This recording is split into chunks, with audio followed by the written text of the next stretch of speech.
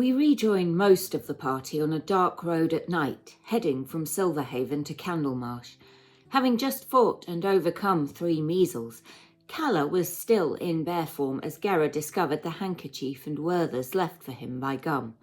Worried about his new protégé, he decided to go back to find him, leaving the other 3 to return to camp and take a long rest. Before doing so, they inspected the bodies. Alistair found a garrote which he tucked safely away. Calla could discern that these were creatures from another plane, but she knew no more than that. Merrick took the time to search for any of his arrows that might be recoverable. They bedded down for the night once more, Alistair taking the first watch. I said most of the party because, if you recall, Septima had not joined the others as they departed Silverhaven. Instead, she had gone to the academy to make a start on filling out her application form. She found a quiet spot in the atrium where she could sit and begin to do this. Students milled around, nobody paying her any attention. She was distracted by a group of 4 young wizards, one of whom had a bloodied nose, entering. She couldn't hear the full conversation, but caught words such as bugbear, big sword, and psychopath. She felt her eyes beginning to grow heavy, and though she tried to fight the sensation, she could not keep herself awake. This was not like her usual sleep. As her eyes closed, a sensation of lightness came over her, and she felt as if she was being buoyed up, looking down on her own sleeping body. As she watched, a slender elven woman approached her. Nobody else seemed to react to the woman as she poked and prodded Septima's sleeping form. Septima recognized the wizard from the tower, the one whose robes she was now wearing. She tried to call out, "Hello?" The woman looked up. "Ah, there you are." A short conversation ensued, during which the woman said, "You wear my robes, but you have not yet read my book. I'd have thought a wizard such as yourself would be eager to ensnare the power they contain, to amplify your own."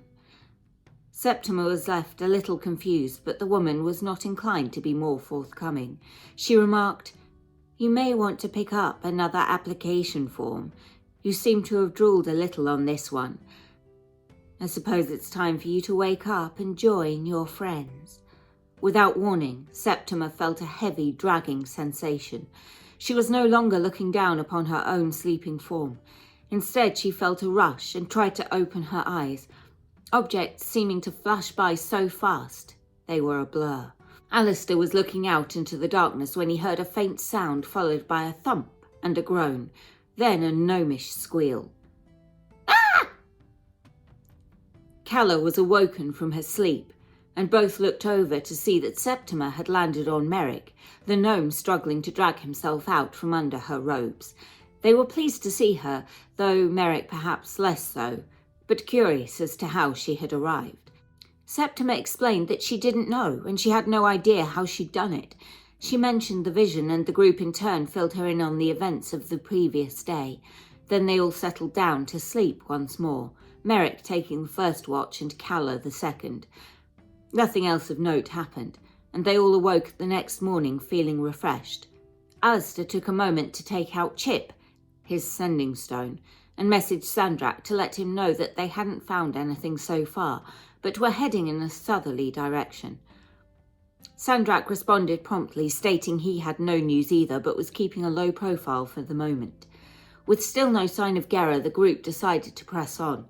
They knew he could take care of himself, and he knew where they were heading, so they assumed he would catch up to them eventually. Merrick, being the ranger and used to living in the wilderness, decided to take the lead as they walked on for another hour or so. He noted that the ground beneath their feet began to get a little more spongy, and the vegetation began to thicken. Grass gave way to longer reeds, and it wasn't long before they diverged from the main paved roadway and into the swamp properly.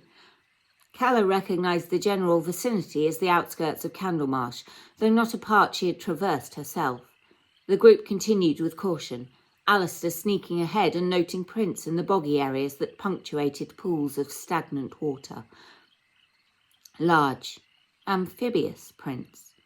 Calla mentioned that giant frogs inhabited some areas, and Septima distastefully recalled her last encounter with one. As the group were talking, they failed to notice a pair of beady eyes breaking the surface of the water nearby. A long, sticky tongue with sharp, pinprick nodules across it, shooting out and wrapping Alistair in a strong, muscular grip. The fight was on as a second toad appeared in the opposite pool. Merrick was up first, casting Hunter's Mark on the giant toad grappling Alistair. He missed with his first arrow, but his Dread Ambusher shot hit for 19 points of damage. Calla cast Ice Knife at the second toad for 9 damage. The ice exploded, but the creature made the dex save, taking no further damage from the shards. The toad grappling Alistair tried, but failed to swallow him.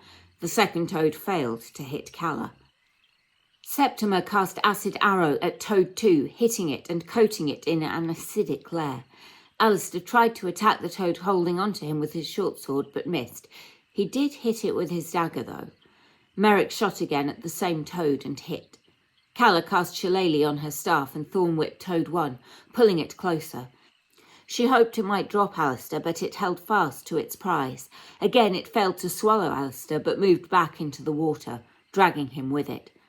Toad 2 took a bite, but failed to hit Calla as Septima blasted it with Firebolt.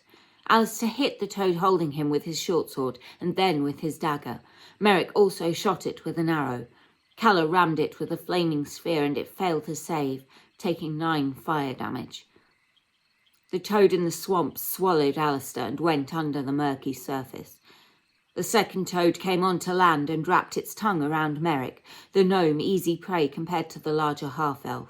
Septima sent magic missiles at it, and they slammed into their target with force. Alistair cut his way out of the toad that had swallowed him, killing it in the process. He gasped for air as he broke the surface and made his way back onto land. Merrick moved his hunter's mark to the remaining toad and tried but failed to break the grapple its tongue had on him. Calla launched another ice knife, hitting the toad. It swallowed Merrick and hopped into the water. Septima hit it with another magic missile barrage and Alistair with his short sword, but Merrick was able to cut his way out with his short sword. Alistair used the wand of Cure Wounds on him, both having taken acid damage from the stomachs of the amphibians. As they prepared to continue on, Alistair noticed some footprints.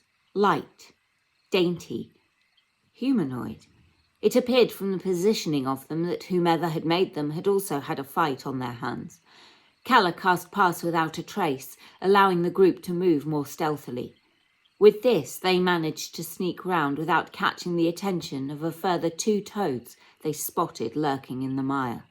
Alistair found part of a broken dagger blade caught in some rocks by a small waterfall, a dagger similar to his own, but more finely made. He carefully scooped it up and added it to the man-bag of holding as they all quietly and slowly traversed the swamp. It did not take much longer to reach Candlemarsh, and once she recognised where she was, Calla led them straight to Mayru at Candlewick Cottage. The interior was dimly lit, a haze of herbs and flowers hanging in the air. Fungi glowed, growing from the earthen floor and providing light. Mayru was a thin, tall Kenku woman with beady eyes and a sharp beak. As soon as she saw Calla, she enveloped her in a feathery hug. She, like Calla, was adorned in brightly coloured clothes, a contrast to her blue colouring. She was surprised but pleased to see Calla had returned, and that she had brought some friends. She offered to make them all tea as they introduced themselves, and asked more about the corrupted tree near the marsh for which they were heading. Mayru informed them that it was dangerous and nobody went there. Alistair asked if it was far. Far enough. The last group who went there were never found. Well, parts of them were. Nobody knows what happened, and as long as the corruption is contained, it presents no direct threat. Mayru had never been herself, nor did she know of anybody in the village who had. Calla inquired whether there had been any strange creatures in the area. No stranger than usual. Calla told her about the measles, and Mayru seemed puzzled, never having come across such a thing. She brought over 3 beautiful china cups, ornately painted with gold filigree, cups which looked extremely familiar to one of the party. Septima recognised it as part of a tea set used at her parents' establishment in Shimmerglade. She asked how Meru had acquired it. I found it when I was out in the marsh, brought it back and cleaned it up. She handed Calla a large mug, one which had clearly been painted by a much younger Calla and was now a treasured possession. The liquid within was a deep red, the scent mostly floral but with an undertone of herbs. None of them could identify it. Alistair downed his. Merrick sipped at his more slowly and Calla settled back, the tea a well-known comfort to her. Septima took a nervous sip, watching everyone carefully. Alistair was the first to be affected, having downed the warm liquid in one. The warmth spread through his body, his eyelids and limbs becoming heavy. As his eyes closed, he found himself in a familiar stone room. Cold. Institutional. Before him stood a tall, high elven man dressed in white robes. Either side of him stood a child, one boy, one girl. He had his hands on their backs. As his vision sharpened, Alistair noted that both children appeared to be half-orc, with a touch of drow. He became aware of a brightly glowing orb and noted that the man was not guiding the children, but pushing them towards it. They began to blink and wince, the sunlight sensitivity granted by their drow heritage clearly making it hurt. The man said nothing, but beat them, forcing them to look into the light. Alistair could see the pain in their eyes as he recognised his 2 childhood companions, Kovar and Mead. As his vision became black, he caught a glimpse of his reflection in Mead's eyes as she looked directly at him. He did not see himself as he is now, but the boy that he was. He opened his eyes back in Candlewick Cottage, tears brimming. Merrick was next, his smaller form reacting quickly to the mixture. His vision faded to black, and when he blinked he was outside. It was dark, thick clouds scudding across the night sky as the moon struggled to break through. He was aware of being in a tight space surrounded by large rocks. Peering through the gaps, he could barely make out 2 gnome figures whom he recognised as his parents. He heard the howling of wolves and found himself unable to move, his screams silent as he saw them take on a defensive stance. The wolves pounced. Merrick could only watch in horror. They put up a good fight, but the pack quickly took down his father before tearing his mother apart. As the clouds briefly parted, he noticed a male humanoid standing, looking on. Not human, but before he could take in anything further, his vision faded once more. He was back in the cottage, the memory having shaken him to his very core, the night his parents died. Unlike the others, Calla was prepared for the effects of the tea, having partaken before. She settled back comfortably, allowing her eyes to close as she began to drift. Her vision took her to a familiar glade, lush and vibrant, a place full of flowers she could harvest for pigments. She held her small knife in her hand, a basket in the other, already filled with blooms to be crushed and powdered. She walked on towards an old tree stump around the base of which her favourite marigolds grew. This time, as she approached it, she was not alone. A tiny dragon was perched on the stump. She could feel a sense of joy emanating from it, becoming more euphoric the closer she got. She knelt, setting down her basket and stretching her hand out towards the colourful creature. It nuzzled her fingers, then hopped up onto her hand. She took her harvesting knife and suddenly plunged it into the tiny animal. She felt the joy turn to surprise, and then fear, as the colours began to fade. The sensation of its hot blood running over her skin tingling, even as she returned to herself in the cottage. Septima, having seen the effects on her compatriots, set down her teacup, the tiny sip she had taken, not enough to have any effect on her. Meru looked confused by the reactions of the group. The visions from the tea were usually pleasant ones. Calla asked whether she had brewed it differently and was told no. The group wondered if perhaps the corruption had affected the herbs somehow. They decided to go and visit the shops, such as they were, and then on to the inn so that Alistair, Merrick and Septima could book rooms for the night. Calla would sleep in her bedroom at the cottage. The first, and only, real group of shops to be found in the swamp settlement were a herbalist, a general goods store and an alchemist's. They bypassed the herbalist, Calla knowing there would be little of use to them there. They made their way into the general goods store.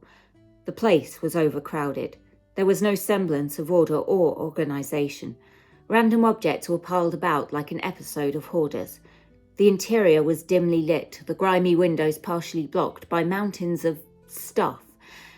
They could not see any proprietor, but could hear a muttering and scrabbling coming from one of the piles towards the back. Occasionally they made out a curse word and a random object was flung out. Calla, familiar with the store, called out, and from one of the stacks a kobold emerged. He wore a green hat and some remarkably clean clothing. This was Bogey, the owner. He greeted the group. "Have you come to buy?" Merrick asked whether he had any arrows. "Yes." He then asked how many. Bogey dived into another pile of detritus, emerging some few minutes later holding 15 assorted arrows. All looked to be functional, though they were different sizes, and one was adorned with a plume of ostrich feathers. Bogey proudly held them aloft, and when Merrick asked how much they were, Bogey asked, "How much have you got?" Merrick offered up an iron pot, but Bogey was uninterested in this. Alistair nudged him, handing him the piece of broken dagger. Merrick held it out, and Bogey excitedly took it, thrusting the arrows at Merrick and admiring this new acquisition. He was distracted only by Alistair asking about crossbow bolts. He launched himself into a different pile of junk. Whilst it looked as though everything was haphazardly shoved wherever there was space, it seemed that Bogey knew exactly what he had and where. After a moment or two, he re-emerged victorious, 3 crossbow bolts clutched in his fist. Alistair offered some gold. "Haven't you got anything more interesting?" Alistair mentioned the garrote, calling it the choky, stringy thing. Bogey's eyes lit up, and he almost danced with excitement. Alistair said that he didn't really want to part with it, and Bogey responded that was fine. He would keep the bolts. Alistair gave in, handing over the garrote. He asked Bogey what the most precious thing he had was. Bogey vanished to the very back, appearing shortly clutching a glass jar tightly to his chest. He carefully carried it up to Alistair and proudly showed him a pickled rat. Alistair complimented it, and the group decided to head to the next shop. The Alchemist was an equally dank and dark establishment. Rustic shelves were crammed with bottles and vials of different substances, none of them labelled. The owner was a strange half-goblin, half-human woman. Probably best not to think too much about how that might work. She seemed somewhat nervous and jumpy as Alistair asked if she had any poisons. No poisons. I can sell you the things to make them, but I can't sell you poisons. That would be bad, very bad. I'm not bad." Sensing her discomfort, the group inquired about healing potions. She replied that she had some and went behind the counter, lifting up a small chest. She unlocked it, and they saw inside 2 smaller bottles and 1 larger one. 2 healing potions at 50 gold each, and 1 greater healing potion. Merrick and Alistair each paid for a healing potion, then decided to depart for the inn. Alistair hung back in the shadows, waiting for the others to leave before slinking out of the darkness. The shopkeeper seemed far less anxious now, standing upright and looking at him with narrowed eyes as he inquired once again about poisons. She informed him she had some, but it would cost 100 gold as it was difficult to find the materials needed. Unable to afford it, Alistair made to leave. She told him if he ever had the funds, he knew where to find her. The group headed across another of the wooden bridges which connected the islands forming the village. The Bog Inn sat on a higher patch of land, a wooden staircase leading up to it. It was a rickety-looking 2-storey building. Inside, the tavern was empty except for Thera Shelbourne, the young turtle who owned it. She was in the process of replenishing the shelves with bottles as the 4 entered. She turned with a smile, recognising Calla. Alistair asked for 3 rooms and she looked a little flustered. 3 rooms? Yes, 3 rooms. I definitely have 3 rooms. As she placed 2 keys on the bar, looking around for a second before placing a 3rd key, notably smaller and older, beside the other 2. At 1 silver each, it did not break the bank. Alistair asked for a couple of bottles of alcohol. The only stock was the Swamp Special Brew, the liquid contained within the bottles Feyre was setting up. She slid 2 across to Alistair, along with 4 shot glasses. The group went to sit at one of the empty tables, noting they were rectangular with a bench on each side, moss growing up the legs. The whole place seemed a little cool and damp. Alistair poured them each a shot, which they downed. The liquid was thick, viscous. As they swallowed, they all felt a fiery heat building in their throats, making their eyes water. After a couple of moments, it passed. Alistair poured another. This time Septima felt the heat build, but rather than subsiding, she felt it grow before she let out a burp, unexpectedly breathing fire directly at Merrick. His eyebrows steamed a little as Feyre looked on in amusement, Alistair gleefully pouring them all another. Septima drank hers, her face turning red as if she was overheating, then white before she face-planted unconscious onto the table. It was Calla who this time found herself breathing fire, and Alistair who had to dodge the flame. She decided it was best not to have any more, but Merrick and Alistair were not for stopping. Merrick was the next to succumb, the unconscious Septima taking the fire damage as he burped. Alistair, laughing drunkenly, poured another round. Merrick was the one who passed out this time, Alistair burping fire. Calla began poking Septima, trying to rouse her, as Feyre appeared with 4 plates of a surprisingly nice-smelling stew and light, fluffy bread with a crunchy crust. Seeing the state of the group, she turned and carried the plates back to the bar. It took about half an hour for the effects of the alcohol to wear off enough for Septima and Merrick to come round. The group then tucked into the food, which was delicious, though the stew contained far more vegetable matter than they had encountered at any other establishments. They all felt it best not to ask what the meat might be. Calla wished the others good night and returned to the cottage as they made their way up to their rooms. Meru was still awake when Calla returned, and the 2 chatted for a bit, Calla telling her mentor all about their adventures and showing her the paintings she had created. Meru remarked that the one Alistair had helped with was unusual and might look nice in Calla's room. She also noticed the crown of the seer which Calla now wore, and told her that perhaps the reason she had experienced such a disturbing vision was because she was coming into her powers. Meru remarked that she'd always had a natural aptitude, and if she could awaken the powers of the crown, it could amplify her skills. Meru had no idea about how this could be achieved. Calla went to sleep in the bed where she had slept for most of her life, a colourful nest of cushions adorning it, and a living bower of flowers and vines growing above it. Alistair took the room at the top left of the stairs. It was simple, with a low bedstead and straw mattress with a pillow and blanket. The floor was carpeted in moss, giving it a bouncy texture underfoot. Septima took the room directly opposite, which looked identical. There were 2 more doors.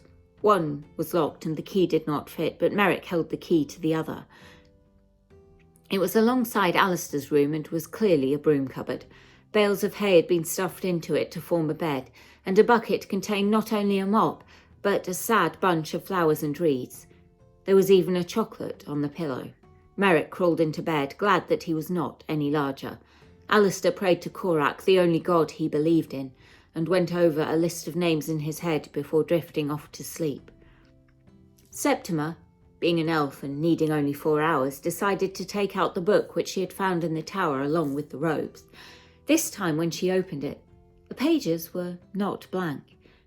The first 2 pages contained an illustration of an arid, barren landscape, punctuated with volcanoes, magma, and lava pools. As she looked at it, she could almost feel the heat rising from the pages, and wondered whether she was still under the effects of the Swamp Special Brew.